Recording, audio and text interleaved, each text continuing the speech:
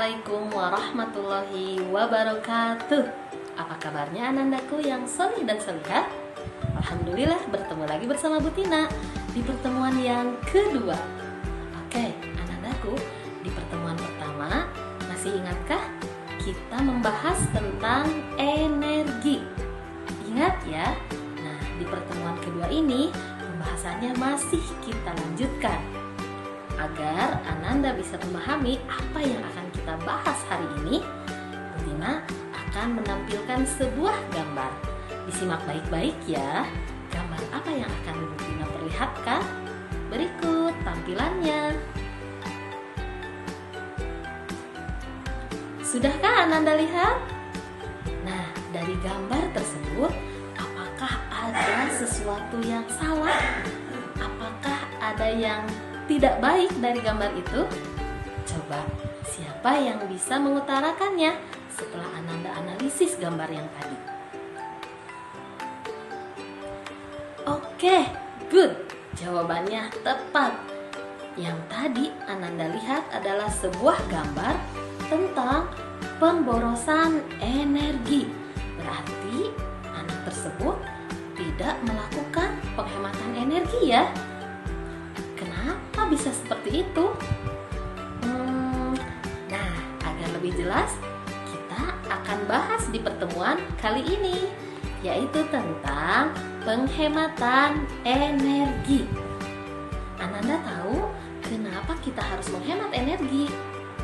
Ya, karena energi di alam ini terbatas. Ketika kita menggunakannya, harus digunakan dengan seperlunya. Jangan sampai sumber-sumber energi yang ada di alam ini habis ketika masih ada yang membutuhkan. Kita harus menghematnya agar generasi mendatang bisa menikmatinya. Nah, Anda lihat di sini ada sebuah sumber energi. Tapi sepertinya ada yang tidak baik juga ya. Sumber energi berupa air. Air ini sangat dibutuhkan oleh semua makhluk hidup. Tetapi karena tidak dirawat, tidak dijaga, dan manusianya tidak bertanggung jawab, sehingga apa yang bisa lihat Ananda? Ananda bisa melihat sebuah limbah yang berakibat tidak baik untuk kita.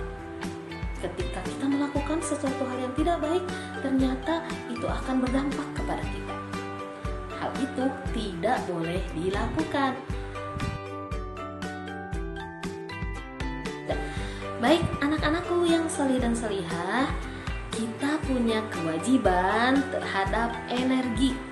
Apa saja kewajibannya ya? Yang pertama, mematikan keran air jika tidak dipakai. Nih, di sekolah nih, anak-anak sudah harus bisa dan sudah bisa mengingatkan pula temannya ketika ada yang menggunakan air itu dengan boros. Ya, ketika sudah dipakai, langsung dimatikan kerannya. Ketika baknya sudah terlihat penuh, langsung dimatikan kerannya. Oke, yang kedua, kewajibannya apa lagi nih? Tidak membuang makanan. Di sini kadang masih ada Bu Tina lihat ketika bekal makanan nasinya nggak habis, harus dihabiskan ya. Itu salah satu kewajiban kita, memanfaatkan makanan dengan sebaik mungkin. Kita harus bersyukur ya, karena orang tua kita telah membekali kita makanan. Yang ketiga, berikutnya bisa Ananda lihat juga tampilannya apa? Mematikan lampu di siang hari. Nah, kalau siang hari sudah pasti tuh lampunya jangan dinyalakan. Itu pemborosan. Berikutnya, tidak menghamburkan air. Yang tadi tuh di kamar mandi, ketika sudah selesai mandi, ya sudah, tidak usah dinyalakan lagi airnya, apalagi dibuang-buang. Ya. Yang terakhir, menghabiskan makanan ya.